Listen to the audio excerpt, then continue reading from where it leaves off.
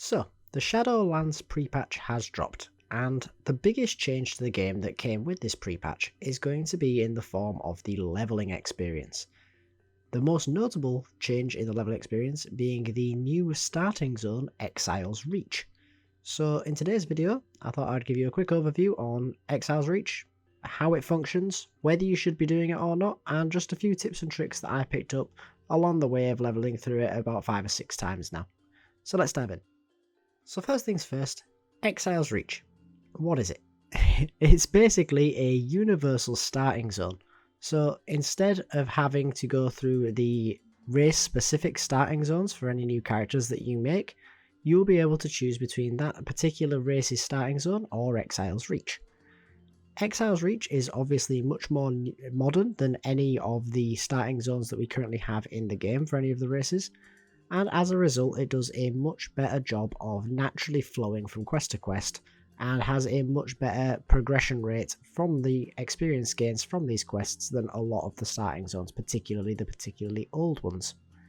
It also gives a very nice way of getting around some of the starting zones that are not particularly nice to do. For example, a lot of people don't particularly like doing the starting zones that require you complete the zone in order to progress on, such as the Pandaren or the Worgen starting zones. If you make a Pandaren or a Worgen or a Goblin for that matter, you will now be able to do Exiles Reach and therefore not have to complete the starting zones for those races in order to be able to progress. Now the only time where you will not be choosing between these two selections is going to be for new players, where you are going to be forced into doing Exiles Reach. Exiles Reach, to be honest, is considerably better than every starting zone anyway in the game. It does a much better job of teaching you how to play, and it's also going to be considerably faster and better laid out than all of the starting zones, and is probably therefore the choice that you should go for if you are trying to be efficient, regardless of what class or race you are picking. The only exception to this, of course, being if you are playing a hero class or an allied race that start at level 8 or level 10 respectively. Now, the way that Exiles Reach works is that you follow one particular questline throughout the entirety of the island, progressing from the boat that you are arriving on the island on, all the way through to completing the island with the completion of a small mini dungeon. This is a very nice story arc that you will be able to follow, which is a lot more clear and easy to understand than a lot of the older starting zones where you are already becoming disillusioned with the story of WoW, and as a result is an experience a lot of people are going to vastly prefer. This layout also means that it is very linear and it doesn't branch off all that much, but this is great for getting you introduced to the game as well as your class. That being said, it does not mean that this zone is without some fantastic features and also a few little tips and tricks that you may wish to know in order to improve your time in Exiles Reach, so that's what we're going to talk about next. Now the very first thing that I want to talk to you about is going to be with regards to heirlooms. So of course heirlooms these days are made from your collections tab. You simply click on the item you want and it forms in your bag. Now this is fantastic, apart from a lot of the power of heirlooms comes from the enchantments that are on them. If you are making a character in Exiles Reach, you're not going to be able to purchase the enchantments on the character, as you will not have access to an auction house or any high level proficient players to do the enchantments for you until you have completed Exiles Reach. There is a workaround, however.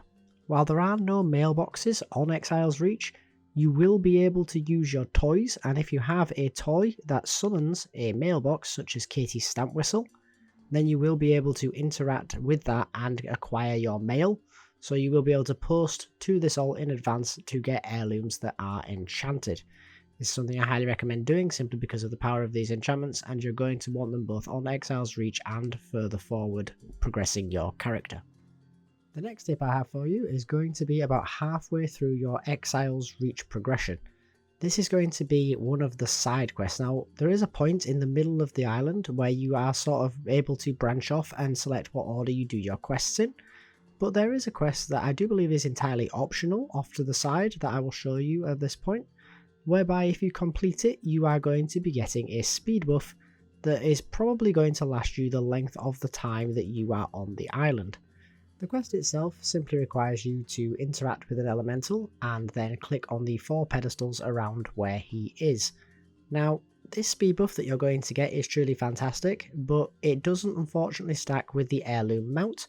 However, if you do not have the Heirloom mount, or if you're playing a particularly immobile class and you think that this movement speed is going to benefit you, then I do highly recommend beelining for this quest as soon as possible.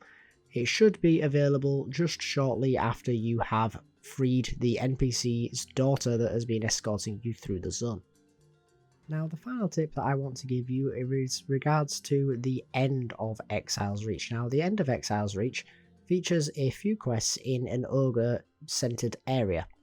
Now, these are the only quests that I've found in my multiple playthroughs where mobs can be a little bit sparse in population, and as well as this, it does also lead on to the final part of Exiles Reach, which is a mini dungeon run. Now, this mini dungeon you queue for from the group finder, and your queue will pop almost instantly regardless of what role or spec you are. However, one thing that is noted is that you can be put into the scenario by yourself. You will only then be accompanied by some NPCs. If you are to want to try and be efficient when doing Exiles Reach, you're probably going to want to group with other players at the ogre stage so that you're able to kill the mobs quicker and be able to cover more of a zone to be able to get the respawned mobs nice and fast to get through those quests into the dungeon, as well as also being able to complete the dungeon in a group, which is of course going to be considerably quicker than just you, a tank and healer NPC. I have only ever been put into the scenario by myself once, but it's not uncommon at all to be put into a group that is just you and one other person, or maybe you and two others, and of course this is considerably slower than if there were 5 of you. Now that's going to do it for the tips and tricks that I have specifically for Exiles Reach. However, I do want to leave with some closing thoughts about the island. Firstly, I think it's fantastic that Blizzard has bothered to go back and review the state of leveling, particularly the starting zones that have become quite aged, especially for some of the races. And this is a great little bypass for all of the problems that we had in the game, and it's a perfect time to team it with the Shadowlands leveling revamp. The actual zone itself I think is absolutely fantastic, and I really do love that the game is made to be more storytelling. There are a few cinematics throughout the process here, most notably when you first arrive at Exiles Reach and you're progressing off of the boat, but they really set you up to a really high standard in terms of the storytelling of the game, which can be mirrored now throughout the leveling process as you progress up to level 50 if you choose the correct areas to level in. If story is important to you, there are certainly zones that are better for telling story than others, but Exiles Reach is one of the highest standards and is going to set you up very nicely if that is something that you are interested in. And the last thing that I really noticed when leveling in Exiles Reach is the fact that the game does a fantastic job of really explaining your class to you. So the Exiles Reach zone does feel very tutorial-like, but of course that's because it is designed for new players before veterans. And as a result, there are numerous quests that teach you how to play your class. There are quests that are class specific in that you unlock an ability and learn how to use that ability from the NPCs that are talking you through the quest. And beyond that, there are also many quests that do encompass all of the varieties of things that you're going to notice during your leveling experience. The island is littered with some treasure chests that are encouraged on the map for you to be able to go and find and retrieve, so that you get in the habit of doing so during your leveling process, as well as also a nice mix of quests in themselves to get used to. You are going to be operating a vehicle, sort of. You are going to be doing an optional 3-person elite kill quest. You're going to be freeing somebody from an entrapment at the bottom of a cave. You're also going to be doing a sort of scripted event to save somebody's life, as well as going and doing much more standard quests. And finishing with a dungeon really sets you up so that at level 10 you're not going to have too many surprises going forward in WoW if you are a new player. Overall, I think Exiles Reach is a fantastic zone, and I'm really happy to see it brought into WoW. But that's going to wrap up this video, guys. I do hope that you did enjoy the video. If you did, please do let me know down below. If you have any further tips for Exiles Reach, or if you just want to share your opinions on how fantastic of a zone this is, or maybe a differing opinion, then by all means do so, and I hope to see you in the next one. Later!